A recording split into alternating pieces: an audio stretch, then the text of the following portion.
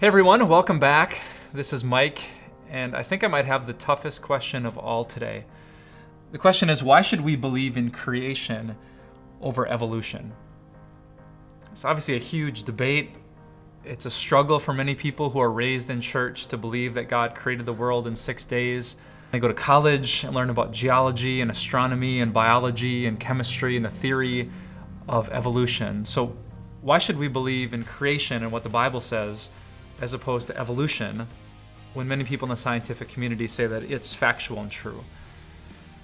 That's a big discussion I can't answer in just a couple minutes, but maybe here's a good place to start.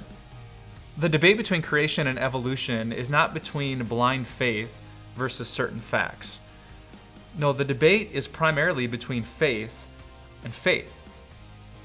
You see, the scientific method is based on an assumption. It's based on faith.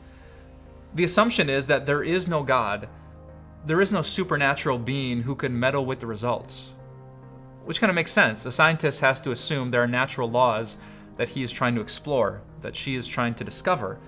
We can't assume that God sent an angel to mess with the data. But because of that, science and the scientific method can't speak about spiritual things. They have faith in that assumption that it's correct and develop a theory that goes along with it. But the Christian has faith that what Jesus taught is true. You see, Jesus taught that creation was factual and historical. He pointed back to Genesis and said that's what happened in the beginning. So Christians have faith in Jesus, and because of that, they trust the words of Genesis.